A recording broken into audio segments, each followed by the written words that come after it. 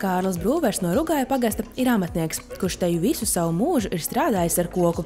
Viņa aizraušanās bija dažāda izmēra un dizaina kāpņu izgatavošana. Tas bija saistīts visu laiku ar Rīgas braukšanu, jo Rīga ir tas mūsu Latvijas ekonomiskais centrs. Tur, ja tu gribi kvalitīvas materiālus, tad tikai Rīgā viņas var dabūt. Klienti, kas ir maksātspējīgi, arī ir tikai Rīgā. Un tad man bija tā, ka bieži 2 līdz 3 reizes nedēļā braucu Rīgu. Un tas kaut kad kļuva vienkārši par nogurdinošu. Tad tika pieņemts lēmums ne tikai dzīvot Rugāju pagastā, bet tepat uz vietas arī ikdienā strādāt. Nu, un tad šitā ēka tika piedāvāta. Šitā bija pasta ēka, padomu laikos bija pasts. Tie iekšā bija visādi mazi kambarīši, mēs ar sievu te izsitām visas iekšējās sienas ārā, uztaisījām vienu lielu telpu. Un tam mēs sākam te darboties. Tagad kāpnes es varbūt taisu reizi gadā vienu kāpnes uztaisu. Tagad viss kaut kas, es esmu gatavs visu kaut ko taisīt, tikai lai man nav jābraukā. Es taisu kapu soliņas, plauktiņas, mājazīmes, visu, ar ko var nopelnīt. Šita to pakaramie. Mēs vienkārši taisam to, kas tiek pieprasīts. Mums ienāk veikalā babiņas un prasa, vai nav dvielīšiem pakaramie. Un šitie būs pakaramie, te daži ir izkrāsota zelta krāsa, daži tumšo. Un tad te rekur ir tādi āķīši izfrēdēti, un tie te ar līmi jādzen iekšā viņas. Šitie tas dēlis ir, un te jāiegravē iekšā uzraksts. Viņš gribēja tādu uzrakstu speciāli, un tad te apakšā būs vēl caurumi izfrēzēti, kur āķīši nāks iekšā. Tā līdzīgi tā kā tas pakaramais, ko es rādīju jums.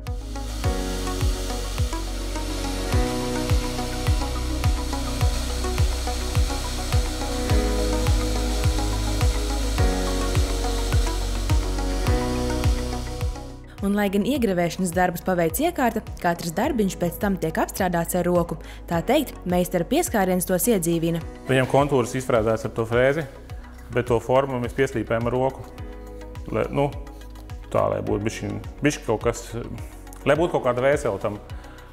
To bieži var redzēt, tirdziņos ir šitie ar lāzeri grieztie, tie 3D puzli. Viņi visi izskrās tādi, štancēti, tādi nedzīvi, man tā liekas. Interesanti.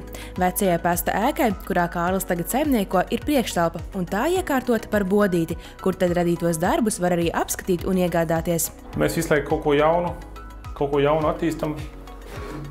Šitie pakaramie, tie bija domāti bērnu skolas somu pakaramie. Tā doma bija tāda, ka uz tie putniņiem nevar pārāk smagu somu karināt. Jo es vienkārši pamanīju, ka manām meitām mugursomas tik nenormāli smagas uz skolu. Viņas iet, un es viņiem prasīju, vai tiešām viņam viss vajadzīgs, kas priekšā ar visu tās grāmatas tiešām jāstiep katru dienu līdzi. Viņas apgalvo, ka jā, ir jāstiep. Es nezinu, vai tā ir. Bet tad radās tā ideja par šito te, lai vecāki pievērs uzmanību tajam somu svaram. Šis tas ir noskatīts, tas man jāpasaka ir godības labad. Tas ezīts, tos noskatījos, tas nav mans izdomāts. Bet mūsu izdomāts ir tas ābolīts blakām, kur iestrādāsies asināmais. Tā. Bet es domāju, ja tu atrod ideju un pieliec kaut ko labāk, višķiņ kaut ko pieliec klāt, tad es domāju, ka drīkst tā darīt. Vispār jau nav smuki kopēt. Un Kārlis arī stāsta, ka agrāk, izgatavojot kāpnes, tas darba ritms bijis tik strauji, ka viņš dažkārt pat neievēroja to, cik koks patiesībā ir skaists materiāls. Piemēram, šeit ir viens gabals. Tā ar ābeli. Man liekas, tā krāsa tik fantastiska. Es nezinu, es ceru, ka kamerā to var redzēt. Viņš iet gan iz violeto un tad lēnām pāriet uz oranžu zeltens. Tā kā saulrieta gaismas, man liekas. Tad, man liekas, šitie, kur man te palika, man bija tāds smuks gabals vēl. Kur osas ir. Viņam tas raksts ir gan tā kā damaskas tērauds. Man atgādina vismaz. Man liekas, ļoti skaisti. Šitāds agrāk mēs vienkārši žāģējām, lipinājām kopā pakāpienus un vaigus un neievērojām vienkārši, jo masveidā, ka taisa kaut ko, tad nav laika tur skatīties. Ik pa laikam darbnīcā kopā ar Kārli darbojas arī viņa sieva. Kopīgi tiek ģenerētas idejas, bet bodītas sortimenta papildināšanā piedalās arī abas meitas, darinot auskarus un citus darbiņus. Un šāda kopā būšana Kārlim ir vissvarīgākais. Man nauda nekad nav bijusi svarīga. Man tas nekad, tāpēc es smējos, tādā ziņā esmu švaks uzņēmējs, jo man nauda nav stimuls kaut ko attīstīties un lielāku kaut ko taisīt un vairāk darbinieks. Man gribās patīkamu darba vidi, ko es atradu šeit, tie lielie logi, kā es redzēju, tur saulīte spīd iekšā un gaišs ir. Tas man svarīgi ir darīt to, ko tu dari ar prieku. Un es domāju, nauda automātiski tur nāks.